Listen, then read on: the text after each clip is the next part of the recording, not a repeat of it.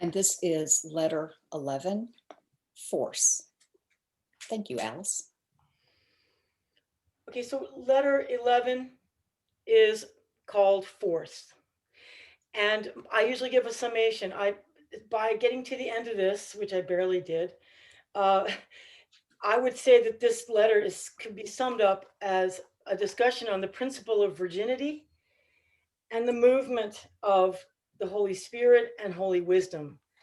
And that it's the action of holy wisdom and what that role plays. It then ends up after Tomberg explicates his theory. He breaks this down, and after that, he goes off on a very interesting lecture, which is the last several pages of this letter. And he gives, as he often does, a very beautiful, sweeping, moving essay on the nature of Hermeticism, from which his launching platform at that point is the Ten Commandments, which he basically uses as a guideline or a credo for the Hermetic path. So that's where he goes. So I'll just go ahead and break it down a little bit. Um, and good morning, Miller. Welcome. We have a couple new people here, and oh, there's an empty chair. Hi, Miller. We'll see you in a minute. So anyway, a woman. The card depicts a woman crowned with a wide brimmed hat, and the wide brimmed hat resembles the lemniscate similar to the one over the head of the magician in letter one. She is simply adorned with a dress and mantle, and her hands are occupied holding open the mouth of a lion, or what appears on some cards as a large dog, but it's, I think, a lion. She is not looking at the lion, but she is looking somewhere in the distance outside of the picture frame. She has a contemplative, meditative look in her eye. So to review, Tomberg then reviews quickly a couple of salient points from the Wheel of Fortune, the previous letter 10. He talks about the subject of holy animality, again, represented by the Sphinx, which is a synthesis of the four creatures: the bull, the lion, the eagle, and man, which we know from the Synoptic Gospels. We know from the four apostles. And so he doesn't go into the quintessence element again, but the synthesis in the Sphinx is represented in the quintessentia. But he goes on to describe divine instinctivity of natural religion. So he's defining the religio naturalis as the kingdom of God, where God reigns and is worshiped, obeyed, and loved by his creations. So he goes on to talk about the nature of natural religion, upon which he's going to build his argument about virginity. So the flow of faith and hope moves through what he calls the vital elan and the immediate presence of God. So he calls this primal revelation of life, which proceeds from a holy source and flows towards what he calls an end of supreme worth, which is gift, benediction, and vocation. As always, he's beautiful language. So on page 271, he makes a note, I like to note the pages sometimes, that the source of all life is religion, conscious or unconscious, that is, perception of the presence and reaction to the presence. So, summed up, and he sums this up with the hymn from Revelation, which we all know very well: Holy, holy, holy is the Lord God Almighty, who was and is to come. So, he goes on to expound on Revelation, the book of Revelation, where he talks about the metaphor of the sea of glass surrounding the throne. The sea of glass representing the calm, serenity, and peace and faith of virgin nature, of what he calls virgin nature, versus the movement of water as a metaphor in fallen nature, which he describes as moving and forceful water, representing the waters that are poured forth in passionate pursuit of an aim. He contrasts moving water with the still crystal water. He goes back to say that illumined faith is like the crystal, calm, clear, steadfast water of the crystal lake.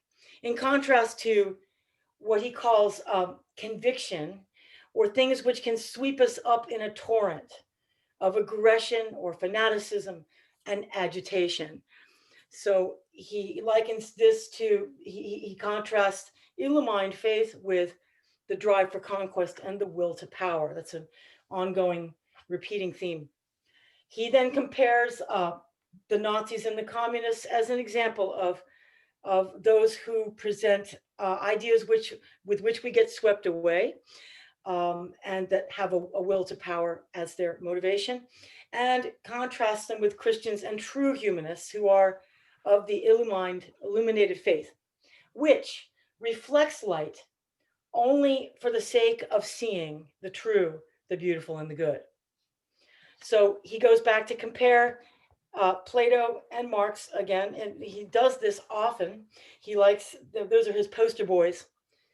He kind of uses to summarize Plato being the love of pure thought, the pure love of thought, sort of, one of the founders of the science of philosophy, and Marx as a thinker who sweeps away with his intellectual structures and thought systems, as an example of intellectual being swept away intellectually.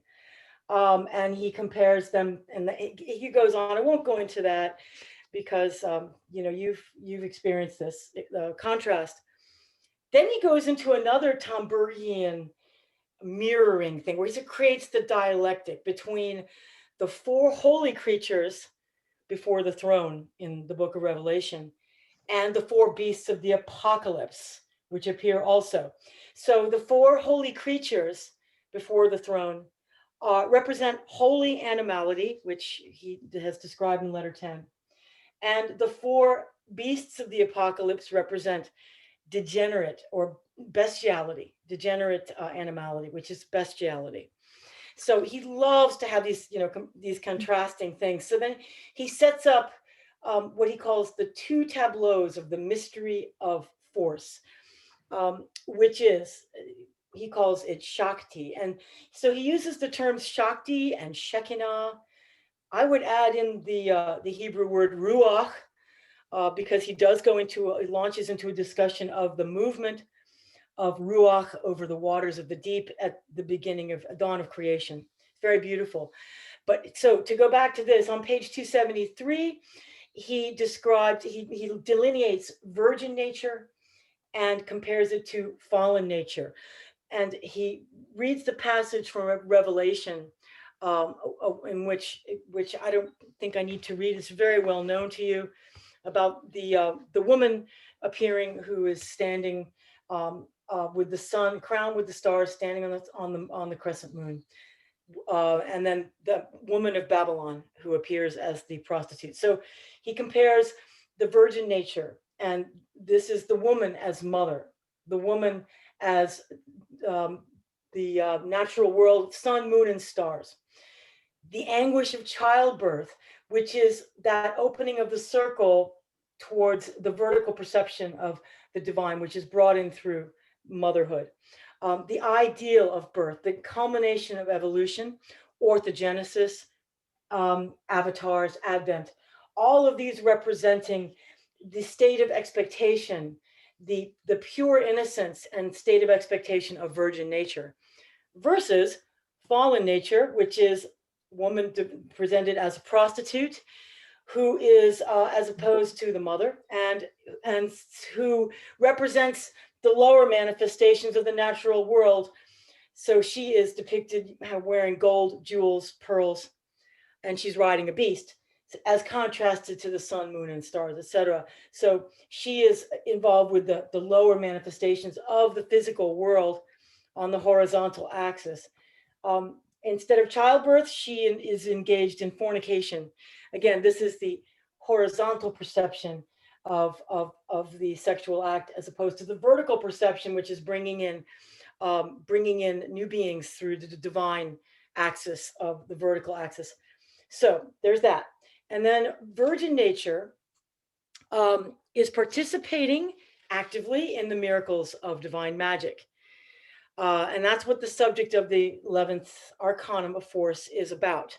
So he talks about the figure a little bit. He talks about the woman holding open the mouth of the lion without effort, which is a reiteration of the magician who works with concentration without effort. And you can see that in her eyes. She's concentrating, but she's not looking at the lion. So the effort of holding open the lion's mouth is a form of work or concentration without effort. So the lemniscate also is common to the magician. This, he says, represents the lemniscate. He describes as that rhythm, that breathing in and out, the respiration, the breath of eternity, which is a very important concept for Tomberg, and he brings it in later in a beautiful way, that respiration of eternity.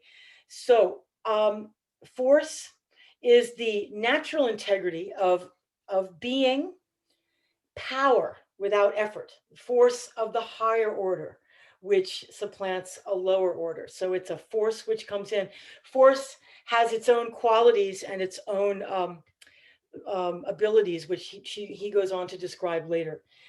So he goes on about the animality again. He talks about the lion image representing lion, capital L, which is the holy lion, the virgin nature of the lion revealed here, as opposed to the animal, the lion, the beast. And force prevails over bestiality. So then Tomberg goes into the serpent principle and the virgin principle, and you've become quite familiar with the serpent principle, which represents, again, that horizontal axis of activity on the physical plane of the planet, which is where the serpent uses what he then goes into talk about electrical energy to create opposition and works on friction. So if you think of a snake moving through the grass, the snake is creating friction with the earth to move forward. And it just moves forward on a horizontal plane, but never vertically. So the serpent thrives on controversy and opposition and frictional energy, whereas the virgin principle is contrasted as thriving on concordance, fusing and engendering energies into conversation, concordance, that truth arises from the fusion of opinions. And later on, he goes on to describe the power of force to be an emollient principle, rather than an explosive principle or friction creating, that it's an emollient principle. Very beautiful. So he goes on to talk about, again, he uses the word Shekinah to describe the force of life. So then we get into, to me, I carried this away from Tomberg years ago when I first read it. And I mentioned to you before, you recognize the concepts of Zoe and Bios. And that Zoe represents the force of life itself and has a different word root than Bios, which he describes as biological life. It's just a life that's generated in the physical forms. So he contrasts, in other words, Bios is derived life. And it all derives from Zoe, which is the original vivifying source from the vertical axis, vertical vivification, versus serpent energy, which is represented by Bios, which is horizontal vitality. Now, horizontal vitality does move through heredity from age to age. It does move forward from generation to generation through biological processes, electrical energy in the field of the serpent. So he goes on to talk about the fruit of the tree of good and evil, that the fruit of the tree of good and evil is the polarity of opposites. So Adam and Eve entered into this relationship, into communion with the tree of opposites, he calls it. And he calls the tree of opposites the principle of electricity, which introduces death into the picture. And that death really is just the exhaustion from the action of electrical friction. It's exhaustion and fatigue, which sets in through the biological life over the course of its striving and encountering resistance in the field of electricity, in the field of polarities. Okay, so the roles played by Bios and Zoe. He goes into that. I'm not going to go into that here, but he talks about when Bios is subordinated to electricity and when it's equal to, etc. He is so, Tomberg's so wonderfully logical this way. He lays out these themes, as I've told you, they're kind of axioms, and then he plays with these axioms and he lays them out and repeats them to you. He goes back to the principles of poverty, chastity, and obedience also, which every time he brings up these ideas, you'll find that they become sort of these holographic ideas. They become more three-dimensional, but you have to just sort of absorb them bit by bit. So the soul of Zoe is the celestial version, and he calls this the high priestess of natural religion. And so the formula for Tomberg is that the force is virginity, and the virginity is represented by the three principles of spirit, soul, and body being in concordance, in unity. So let's go. He goes on about the three worlds of heaven, purgatory, and earth. And that's when he brings in the principles of earth as obedience of the body to the soul, purgatory as obedience of the soul to the breath of eternity, which is chastity, and then heaven being receptive to the divine. And that's the state of poverty. So he goes on and on.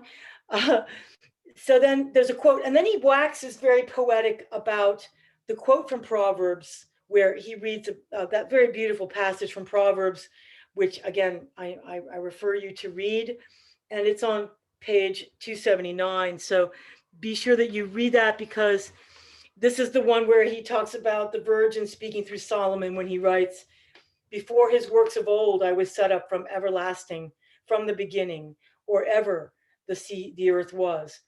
When there were no depths, I was brought forth. When there were no springs abounding with water. Before the mountains had been shaped, before the hills, I was brought forth.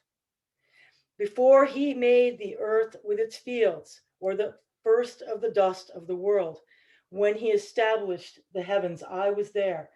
When he drew a circle on the face of the deep, when he made firm the skies above, when he established the fountains of the deep, when he assigned to the sea its limit, so that the waters might not transgress his command, when he marked out the foundations of the earth, when I was at work beside him.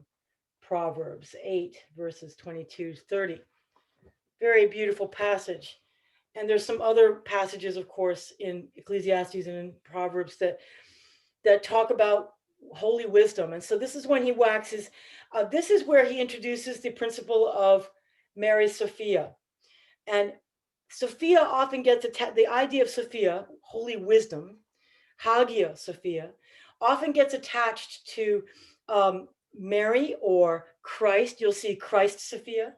I've seen Sophia attached many times. Sophia is a very subtle subtle entity, sort of the way, Ruach, the Holy Spirit, Shekinah, is a very subtle energy. And so it's hard to pin it down. There's also a relationship between, by the way, between Sophia and Archangel Michael, which Tomberg touches on. Robert Sardello talks extensively about this relationship between Sophia and Michael, which is in the Michaelic age, which we are in. There is work to be done in bringing forth and manifesting Sophia on the earth. So just a side note. He goes and he gives all the wonderful divine names. I would call these all the divine names of the Virgin, which is Virgin Sophia, Mary Sophia. I brought in holy wisdom, co-creatrix, co-redemptrix, co-sanctificatrix, Virgo, Mater, Regina, Queen of Wisdom. All these beautiful, beautiful, beautiful names. The meetings with the Blessed Virgin, and he goes really deeply into the importance of the Blessed Virgin, that who specifically, as a spiritual being, protects the aspirant from the sphere of mirages, or the zone of illusion, which is Babylon, or ruled by the opposite queen, the bad queen of Babylon. So the Blessed Virgin is kind of like the white queen. You think about C.S. Lewis, the the queen of the queen of Narnia. I mean, Narnia, and the evil queen. So he sets up these archetypes, and they really do help us get a grip on what he's dealing with. So Babylon is represented by the queen of Babylon, and the Blessed Virgin is the adversary of the and the Virgin provides the mantle of protection. So back to the image, there's a simple mantle that she wears in that image, and so the I've seen this card also called Strength. Strength is the other name I've seen of this card, and I can see why, because it summarizes the unity of spirit, soul, and body, which is the inner coherence, which is sustained by virginity. So he talks about, again, he goes on to the two aspects of force. The two aspects of force are that, number one, it overcometh every subtle thing. And number two, it doth penetrate every solid substance.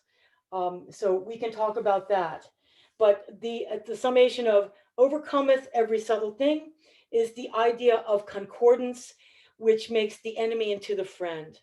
And he cites the case of Saul becoming Paul as the authentic victory of concordance, and the authentic victory of conversation over controversy. So then he talks about, then he goes on to talk about the technologies of temptation, which are doubt, sterile pleasure, and power. So to overcome these subtle things, which is what these subtle things, overcoming the subtle temptations of doubt, sterile pleasure, and power. Um, so he goes on, he explicates that. I won't do that now. Let's move on. Um, but he talks about, then he breaks down sterile and enjoyment, and talks about the levels of pleasure, joy, bliss, and beatitude. Very interesting. The different levels of depth there, going deeper and deeper from just surface enjoyment to the level of beatitude. Won't go into detail there, because then he goes into, um, and he talks about the powers. The power enslaves and constrains, but true power liberates and inspires. But true power arises only out of the cross, the crucifixion. So the true power is due to the crucifixion and represents the fruits of outer powerlessness. There was a quote I wanted to read on page 286. I don't know why it particularly struck me, but I will just go find that. Hold on just a moment. Okay, so I really like this passage. Uh, where is it? Here it is. Um, okay. So the swords in question, he talks about the swords of the powerful arms of true power. They are the fruits of outer powerlessness, i.e., they are forces due to crucifixion. This is important, for the guardian of freedom is, by this very fact, the victim of freedom. He has also to endure the age-old abuse of the freedom that he protects. It is the age-old powerlessness towards the abuse of freedom. Therefore, it is an age-old crucifixion, which is the source of power concentrated in the sword of the arch-strategist Michael. So I really like that passage. It spoke to me this time. So then he talks about it doth penetrate every solid substance. By that, he talks about the principle of emollient action, which is the liquefaction, or he says, of crystallized mental formations through the act of creative elan. And I glossed over the phrase elan, but vital elan is what Zoe offers. It flows endlessly from source, this vital elan. And it does not need to be placed into an argument when you come up against an impenetrable wall of opposition, be it physical, psychic, spiritual, or whatever it is, or emotional. You simply exert emollient action, which comes breathing into the heart of the matter, breathing into the heart of the person. So that's that respiration of the lemniscate action of breathing into eternity. And that is the power that one bears, using that very powerful force of penetrating every solid substance. So then he goes on to death, talking about forms of sclerosis, the hardening of the soul of the body against the soul, for which the soul withdraws, or the choice of the soul to leave the body. He talks about the slow ecstasy of the process of death, of the soul leaving the body and gathering the vital elan, the vital forces above in the thousand petaled lotus, the crown chakra. So on and on. And so he goes back, he reiterates the two aspects of force and as an intermediary between pure consciousness and manifestation. The two aspects of that are represented by struggle, electricity, and the serpent, and cooperation, life, and the virginity, the virginity of the virgin. So those two aspects, struggle and cooperation. So he launches into another challenging discussion on the occultists, summed up by, and I'll just sum it up, his argument, which is lots of knowledge, too little wisdom. So we can move on from that. He does do a lot of those apologies to that world. So he then launches into a call to spiritual springtime in the West, which would require a conscious turning to the Virgin. And he's very adamant about this, that the Virgin is this principle of springtime, the spiritual flourishing, and creative elan. And that the West today is sick because of its turning away from the creative elan.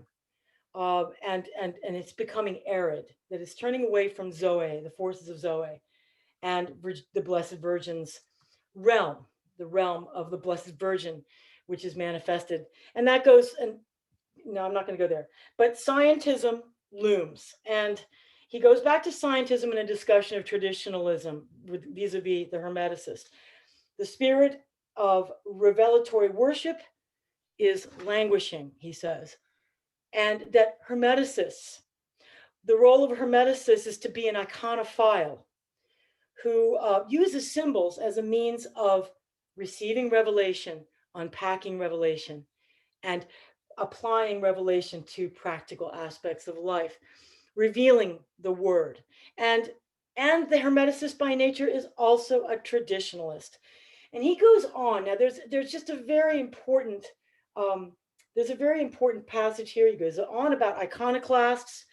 He defines iconoclasm, iconoclasts as intellectual murderers. He does not mince words here. Iconoclasts. So he lumps the Reformation, the Enlightenment, all of this into that group. They're intellectual murderers, all.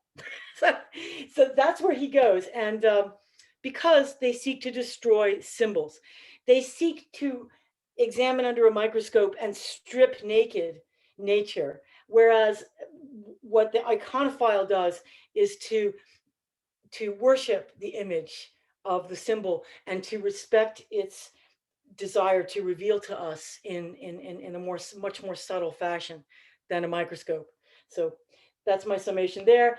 So this is Tomberg's pivot here towards using the 10 commandments. And I would say this last section of pages from 296 to 301 is a brilliant, brilliant essay on the essence of Hermeticism. And Tomberg does this at the end of every letter. He seems to build and build and build on his very heartfelt apology of the path of the Hermeticist and what Hermeticism is in our day and age. So he goes on to use the 10 commandments, and I'm not going to go into this, but they are guidelines to define what a true and living spiritual tradition and what the task of the Hermeticist is. And he uses it brilliantly. So go and read that. If nothing else, go read that from page 296. It's a wonderful summation, how he uses the Ten Commandments. So the basics are that number one, to be a true and living spiritual tradition, the tradition must be founded from above through revelation and direct action. Number two, it must observe the Ten Commandments and be inspired by the idea of virginity. And this is worth reading several times. So I will stop there.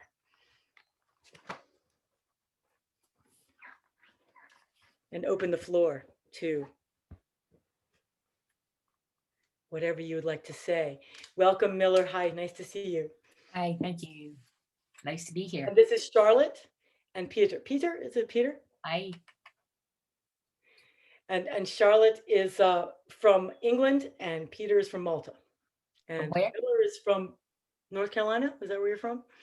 I'm from North Carolina. North Carolina. And Mark above, Mark. We shouldn't go there. I don't want to talk use up our time, but I would love it if we could all give introductions. Mark is from Colorado, I will say. Dory is also from North Carolina, and I'm from Connecticut. Connecticut Yankee. Peter, I missed where you're from. Okay, hi, good to meet you. And first of all, thank you, Alice. That was, I mean, remarkable. There was a lot to get through, and it was, yeah. It feels like you could just stop with a couple of sentences, and that's already immensely rich. I'm from Malta, which is an island in the Mediterranean. I'm one of two people. I mean, Charlotte, do you mind if I call you European? I mean, that's okay. Not at all, no. Hey, good. I mean, you know, so yes, Charlotte knew where it was, but I've most been people on holiday. I love it there. most people don't. So I know basically where Malta is. It's somewhere near Spain. kind of, it's somewhere near Italy, like just under Sicily, quite close to North Africa, would have formed part of the bridge which united those continents a while ago. It's a nice place, very sunny. I hope the weather is good wherever you guys are. It's the afternoon here. I'd love to visit Malta. I've met a lot of people when I was walking the Camino de Santiago who are from Malta. But And it's fiercely, I mean, Catholic. So fiercely Catholic. And where we are is fiercely Protestant for the most part in North Carolina and Connecticut. I'm sure. Colorado, I don't know. You guys are a bunch of heathen. I have no idea what you are. No, we're pretty pagan in our Catholicism, though. I must clarify. Like I don't know if it's not a puritanical kind. More like Catholicism thing. like the Spanish, but Celtic spirituality. Well, you've got the Masons as well, haven't you? In Malta, we have everything. Oh, you got Masons galore there. The Knights Hospitaller, yeah. And Hey, Hide out exactly. of the Illuminati and the Cabal, no doubt.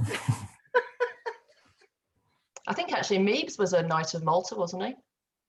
I think so. I mean, One of the moved Grand Order. to Russia, which is really sad. I mean, if maybe just to dip into how I felt listening to some of that, I think you're right about the Plato Marx jabs, kind of, and then thinking, you know, history, philosophy being footnotes to Plato, and how sad he must have been. I mean, to watch so much of his heritage disappear, and his family. and his, I mean, yeah, just, and then the honoring of mothers and fathers. You know, yeah. Mark brought up the how Mark, you put it, that he seemed Tomberg seemed very restrained in light of his own personal history, losing his family in the communist revolution, right? He was very, very opposed to communism, though, wasn't he? And I think that's part of the whole raison d'etre of that entire school as well. So was Meebs. I mean, they were the White Russians, yes, kind of on the cold face of the struggle against communism at that time. I mean, I think that's a wonderful letter, actually. You know, it was a great reading you did, and it's literally the pivot of the whole Arcanum as well. It's the 11th letter of 22. It's where, as you pointed out, the concentration without efforts just comes into perfect manifestation, doesn't it? And also the polarity of the Arcana, because we start off with the magician with his lemniscate hat. And then by the middle of the arcana, we have the lady with the lion, who is exemplifying, you know, that use of the subtle over the gross. And, you know, I think, I mean, he really does take quite a lot from Meebs here as well. I won't sort of complicate it too much by going into overly what Meebs says, but Molly, can you tell us who Meebs is for those of us who don't know, not very familiar with Meebs? So Meebs was a college professor in St. Petersburg. He was the head of Freemasonry there. He was the head of the Kabbalistic, Rosicrucian and Templar schools. And it was from him that this part of the tradition stems. So he was sent to a gulag by the secret police in the 20s, but some of his pupils escaped with his notes, his lecture notes, one of whom, Nina Rudnikova, initiated Tomberg into the tarot. Ah.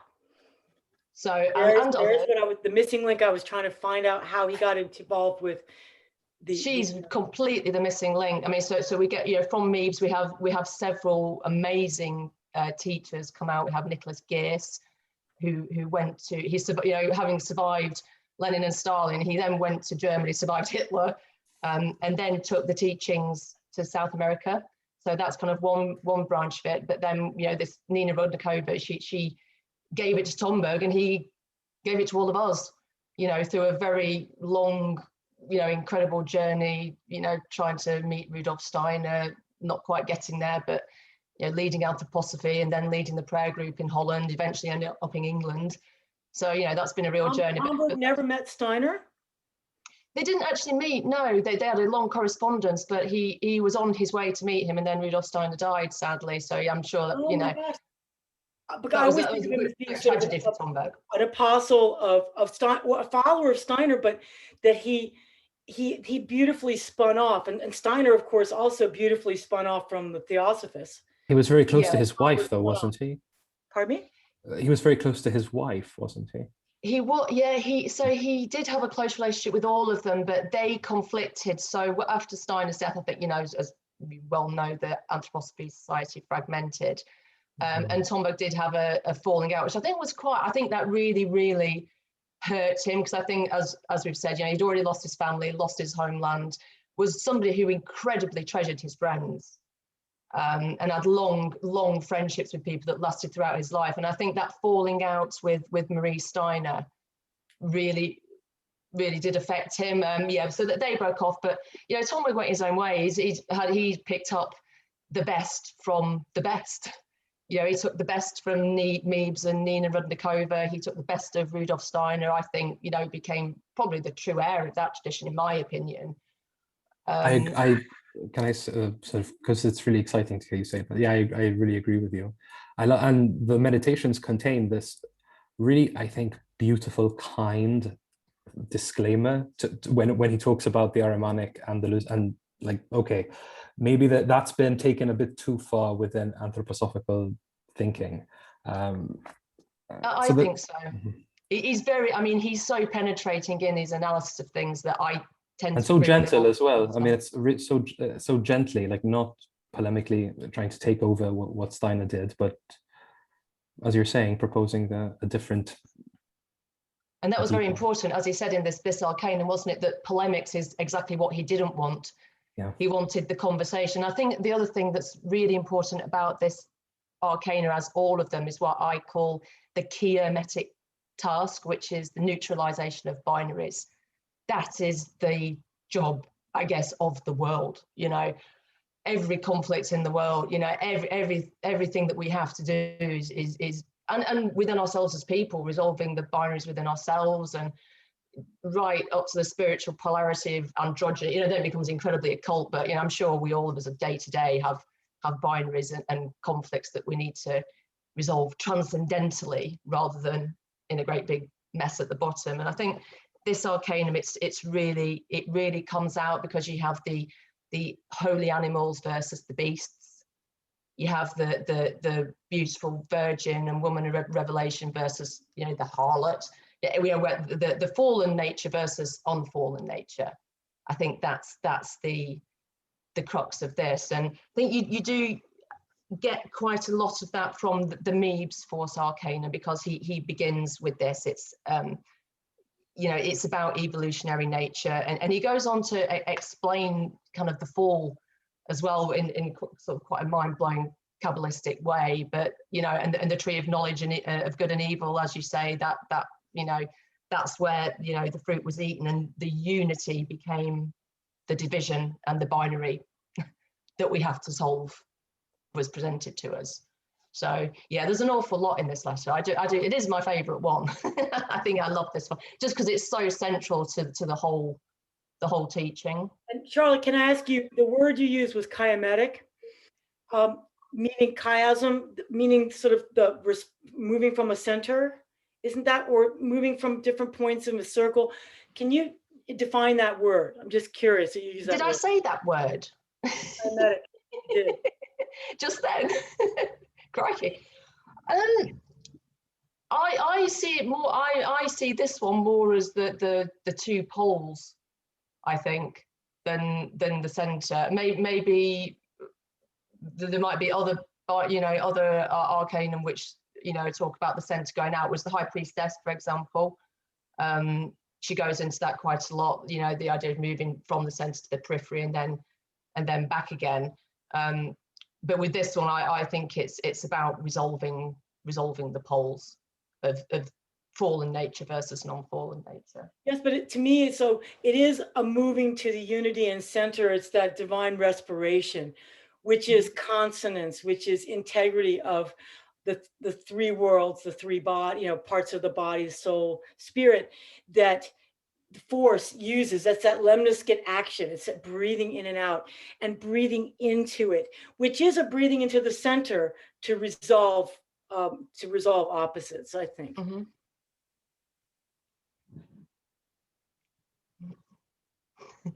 Anybody else? I do have a question, and this is taking those three parts of spirit, soul, and body. And on page 285 in the middle there, it refers to the technique of temptation plays the same role with regard to the soul as doubt does in regard to the spirit. So tell me the difference between soul and spirit. We've got body, soul, and spirit. Tomberg uses that triad, but soul and spirit, what is that's so foundational? And I don't know that difference that he's using.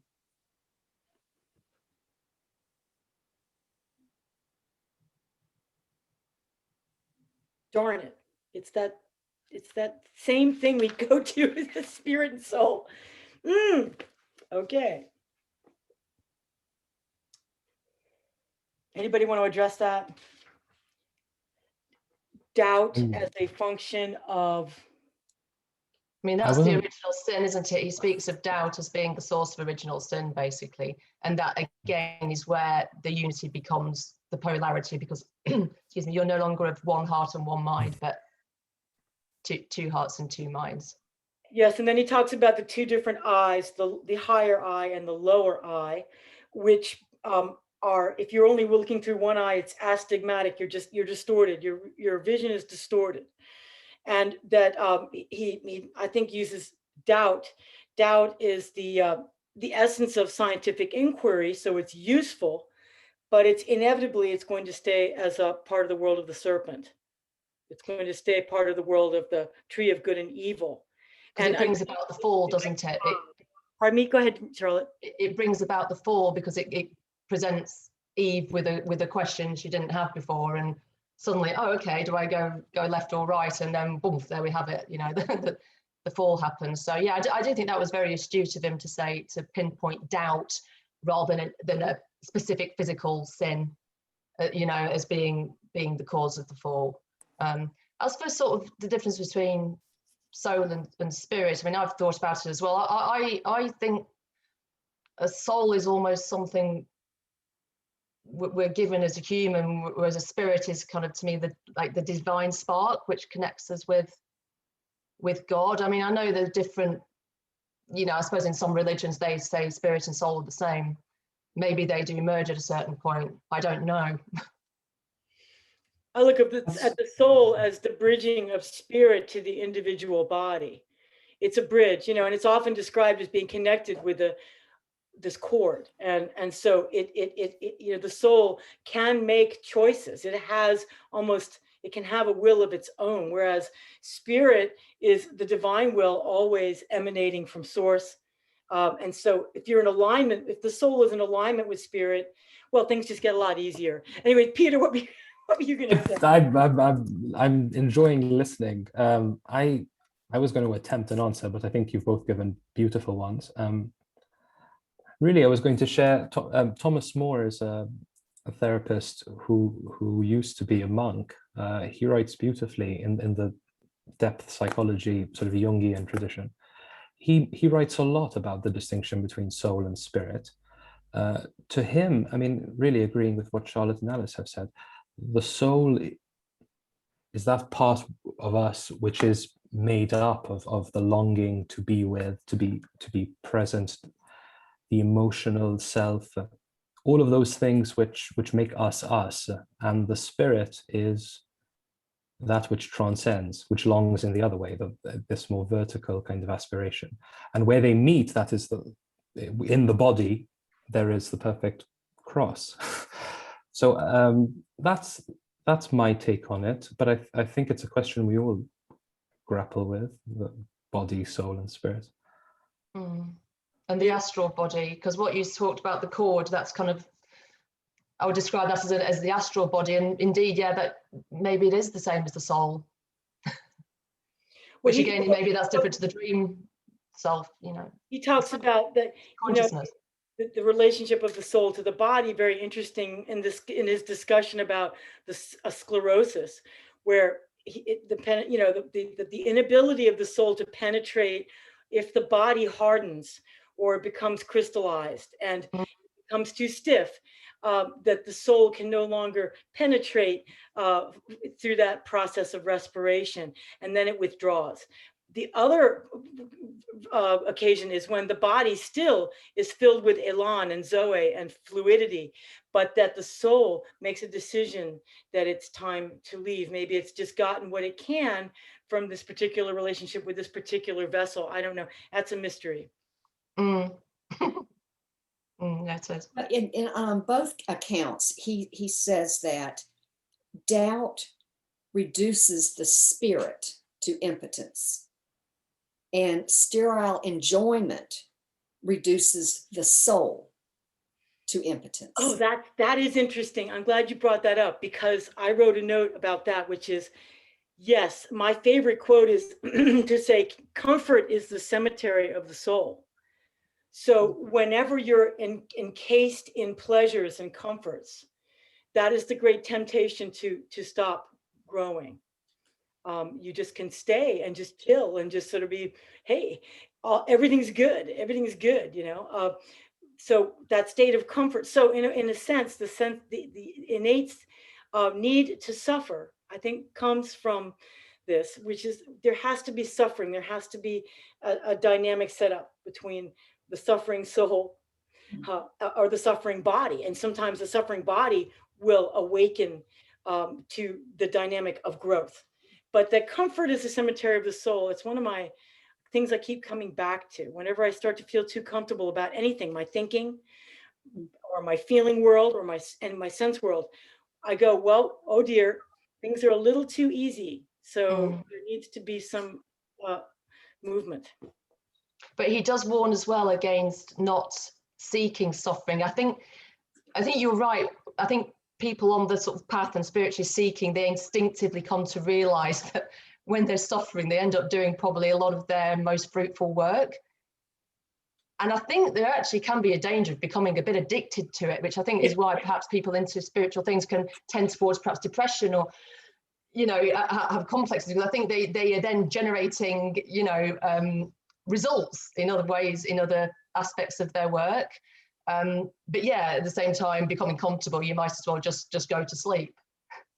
So it's how do you keep on your toes without seeking suffering, because we don't really want that degree of suffering, do we? We don't want terrible things to happen.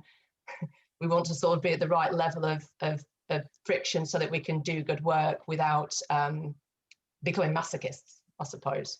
Yeah, without, in other words, accessing creative elan, you know, that source of creative juices from Zoe, but without destroying ourselves in the process. Yeah, yeah. Yeah, that's a very interesting point. Well, it's just, this is amazing discussion.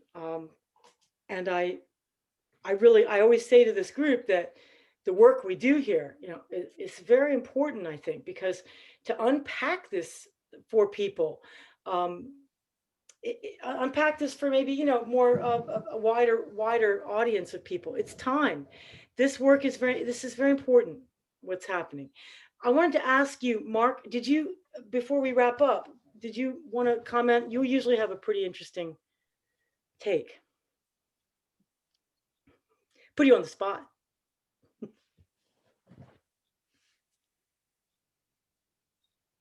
No. I think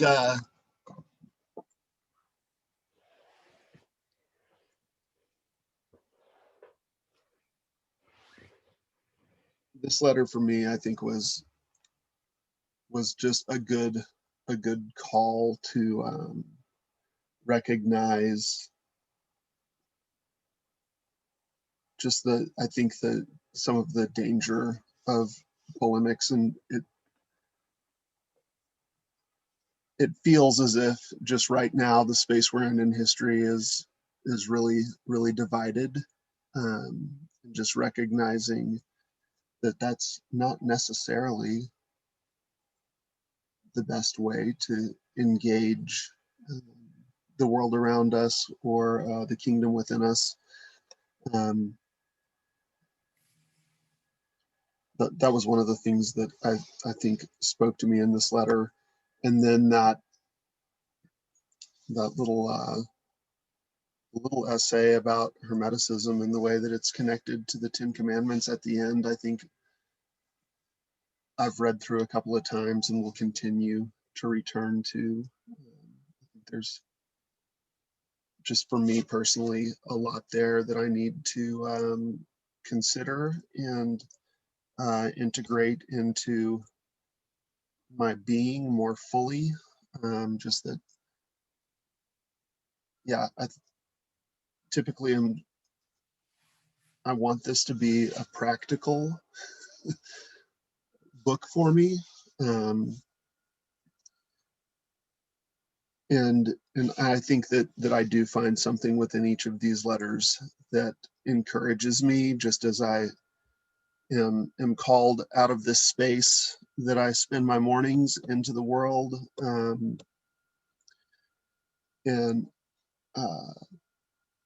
yeah, just I think the nature of the work I do, it draws me into the proximity of suffering just every day. And so I think that somewhere in this letter, there is it is an encouragement for me to find strength outside of what, you know, the two worlds that I kind of engage. There's a temptation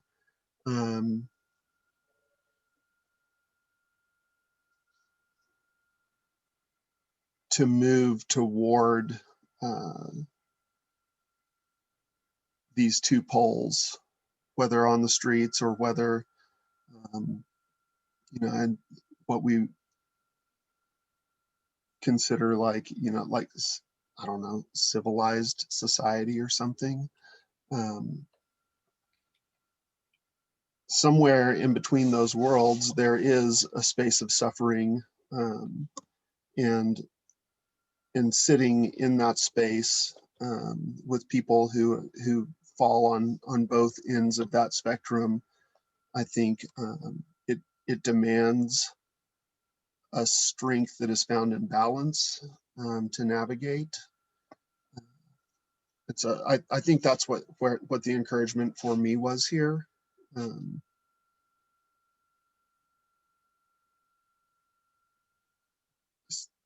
that's what's come to mind and risen to the surface in the midst of this conversation this morning. But I appreciate all of you and your presence, and just being a space where I can sit quietly and can consider what it is that, who it is that I'm called to be here and now. So thanks for your joining us this morning, Peter and Charlotte. And nice to see you, Miller and Dory and Alice, as always. I just appreciate you all in this space, and just so the encouragement that I feel here in your presence. And it's nice to not feel alone. It's a nice place to, that's a good place to start for me. So thanks for a sense of belonging and for just stimulating conversation that I sometimes feel like I'm just eavesdropping on. Peace. Thank you. Is there anything anybody else wants to add? Miller, I haven't asked you, and I don't want to put you on the spot. I know sometimes we just feel quiet in the face of some of these teachings. Well, I learned a lot by listening. And I think for me, I have to tell you, I didn't read this. I was on vacation last week. I took a vacation from everything. I read a novel for the little reading I did. Actually, it was more history than novel. But, and then this week, I thought, well, for sure, I'd be able to catch up before Wednesday, but I've already worked 40 hours this week and it's Wednesday morning. So that's what happens when you take vacation, right? But it's amazing just listening to you and listening to how you go through it and then listening to the discussion. I think it will be so much easier for me to read this. And I think I'll get more understanding out of it than if I had read it, struggled through it, honestly, as I feel like I do with some of these, struggled through it ahead of time. And I think I'm benefiting. I appreciate it very much. And then I just want to mention, as you were talking about soul versus spirit, I looked it up and real quickly, and you never know who you're going to get when you look something up on the internet, right? Or what the source is. This comes from the Great Bible Study. It was, but I found it interesting, the soul versus the spirit. Many find it hard to believe that a born-again believer can have a demonic spirit simply they don't understand the difference between the soul and the spirit of a man. They believe everything is made new the moment a person accepts Jesus, but they naturally accept the fact that a person can be born again, yet they can still be in bondage to sin. And he goes on and talks about it, Charlotte, in somewhat the way you were describing soul. And that, the soul is it's sort of soul, mind, and body. Not that they're the same things, but that they inhabit the body, whereas we are spiritual beings, and that connection to God is there through the spirit. I just found that interesting that I happened upon that. And maybe not to be, yes, this is being judgmental, not intended to be meanly judgmental. But I think that with fundamentalists, they're always sort of on a pillar, maybe above the rest of us, or at least put themselves there, So I found that very interesting, what he said about it, truly, that somebody could say they are born again, but I guess to me, that's why sometimes you see things that, as with all of us, but especially in that group, that don't seem to be a match on this side of being born again, and then the way they act and the way they think, especially towards other people sometimes. And now I just see that by having read this, that distinction between soul and spirit. I find it interesting. It is fascinating, actually. I'm glad you brought that up. I mean, Tomberg does put sin with the soul. He says, you know, don't blame the poor body. You know, the body just does, you know, same as an animal doesn't sin. Their body is pure. It's the soul in man that makes us do the dodgy things, and answers temptation, and you know, goes along difficult roads. But that's really interesting about the born again, because, you know, I had a born again experience when I was at university, and so I can look back at that and I can really see it with a certain perspective, because you're right, there is a conflict, because on the one hand you've received this great influx of fire, you've suddenly seen the light, you know, you think, wow, you know, I've been asleep for a million years, now I've turned around and I can see, and it makes you feel as if you're holy. But obviously over time, you know, you look back and you think and you learn, and then you understand that you're not actually God yourself. It's quite difficult, because it takes over your whole being, and you it's not that you choose to identify yourself with the divine. It's more powerful than you are. So your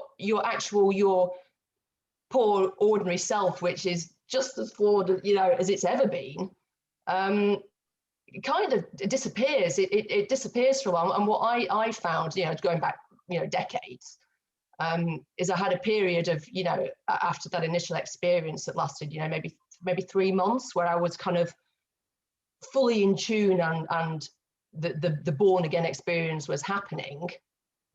And then you spend probably the rest of your life getting over it, in a way, coming back down to earth, or you don't. So I think in the groups that you're probably mentioning, that bit where they make that, you know, thank goodness that, you know, the first book that probably came into my hand at that time in my life was Meditations on the Tarot. So I was able to sort of go through an experience where I was trying to understand what had happened. If I'd joined a church where everyone felt like me, who knows what would have happened? I mean, I can only imagine, you know, how it can turn into a Luciferian thing, because, you know, you're right on the edge there, and either you go back to the center, or you keep going further and further out, and it's very hard, because you actually have to almost make yourself fall, because it's kind of that sort of born again thing. It sort of lifts you to a place where you almost, it's like being in a high tower, and you think, well, I can't go up and I can't go down. I literally, you know, I have to almost jump out of the tower, because there's no other way out of it. I either just stay here, and then what does that accomplish? Because it's actually you're buying into your own illusion then, or you go back down. So, and I think the problem is with a lot of where perhaps the born again experience is part of a religion.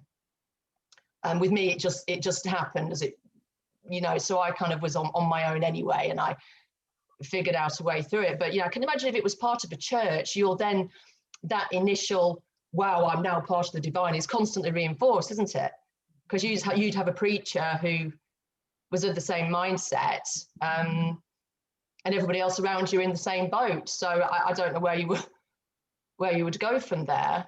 How would you get back to the center? I mean, I was quite lucky in that, you know, I've had Meditations on the Tarot, and I sort of went down a kind of path of exploring Catholicism, which would be I suppose the opposite, wouldn't it? Because we don't really have that type of Christianity in Britain in the same way. I think in America, it's probably the main source, isn't it, as a religion?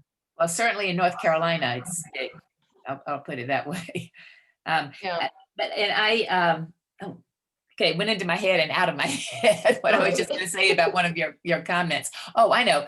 Unlike the Catholic Church, where you have confession, and so it brings you back to your sins and your soul, and all of that. Maybe it brings you back to, maybe it grounds you a little bit.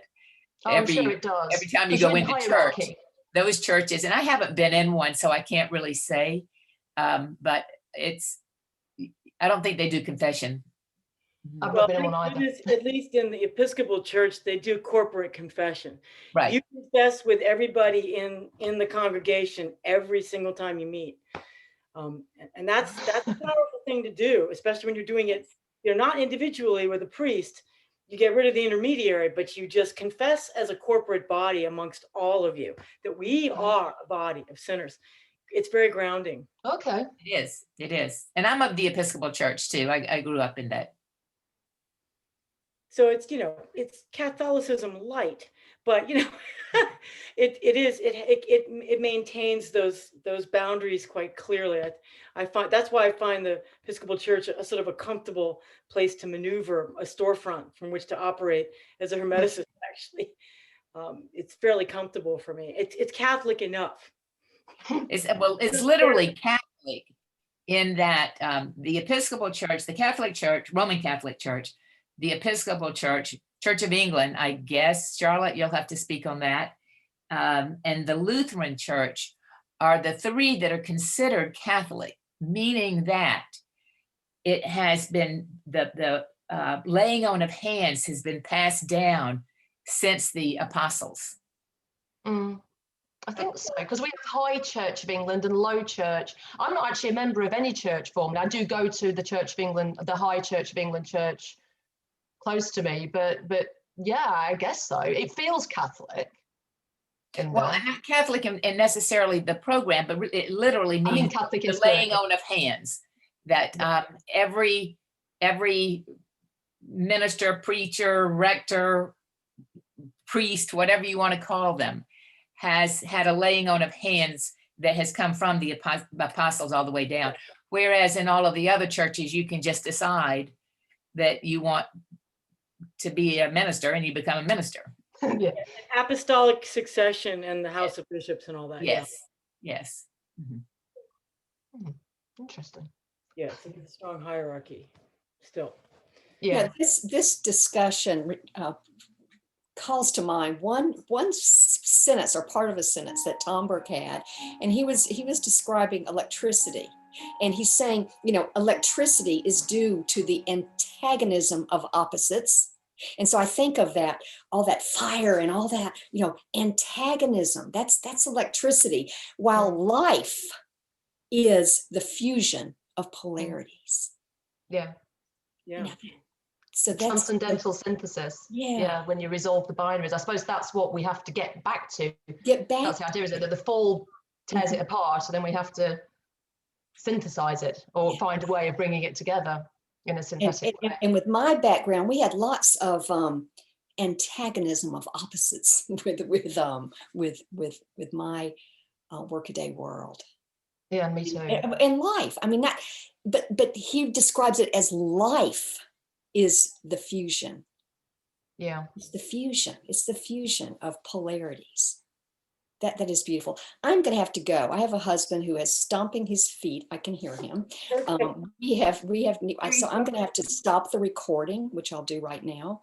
Yeah. Okay, great. Thank you. And real quickly, are we not